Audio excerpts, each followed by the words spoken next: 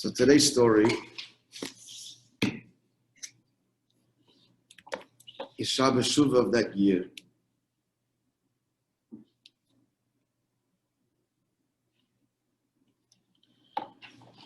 The Maimon we're learning, this whole Hemshech, Tavshin Chaf Aleph, was a unique year, 1961, because that was the first time that a charter came from Eretz in 96.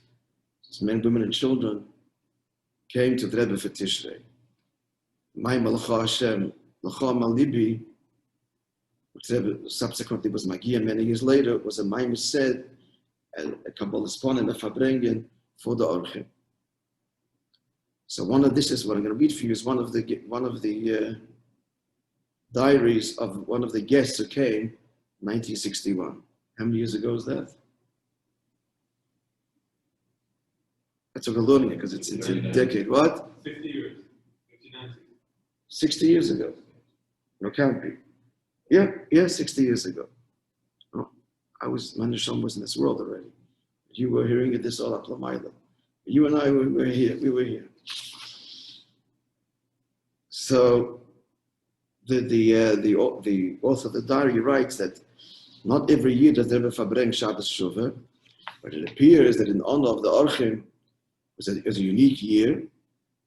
And one of the changes was that Rebbe Fabreng, today, he wrote this diary after Shabbos, and because after davening, Rabbi Chadikov entered the Rebbe's room. Nobody knew this would happen, because it didn't normally, and came out with the good news that there'd be a Fabrengen at 1:30. And this was in honor of the Orchim. Indeed, Rebbe came down, the Rebbe said L'chaim. Interesting, the Rebbe did not say L'chaim and did not wash his hands for a Suda. It looks like he didn't make Kiddush. So here is the story. He began the Fabrengen, you can see it, with the story that when the Rebbe Rashab was 4 or 5, he asked his Zayde, what's Shabbos Teshuvah?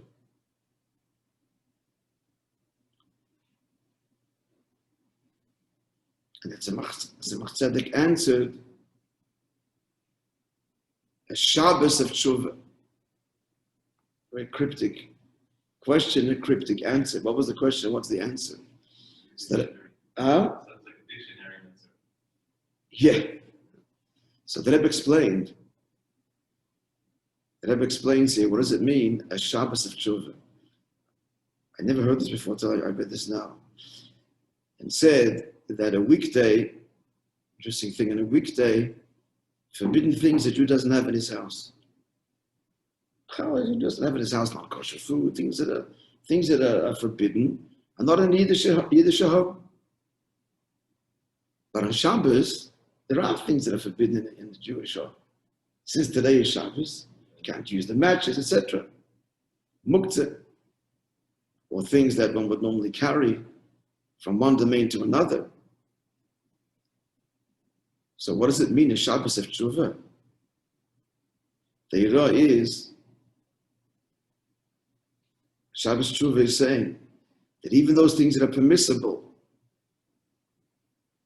during the week this is permissible, yesterday it was permissible, today it's forbidden. What is it saying? The Alter Rebbe said, that which is forbidden, and that which is permissible doesn't mean you have to, it's extra. That's the meaning of a Shabbos of Teshuvah that I've explained, is what the Tzemach Tzedek meant. In other words, Teshuvah till now was basically, dealing with the outright forbidden stuff.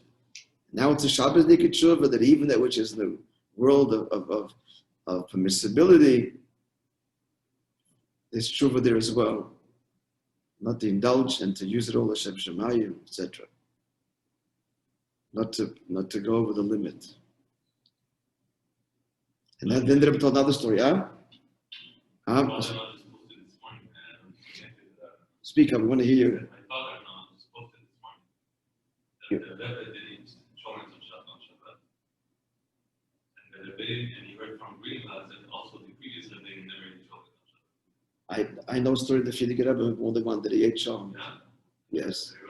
And the story was that they gave him a larger portion, and he ate it. And when he finished, he said, "Please, next time, a smaller portion, because chont you don't leave over." And it was too much. The Rebbe Rashab. It was by the Rebbe Rashab. I think it was the Fitik Rebbe. Okay, whatever. Huh?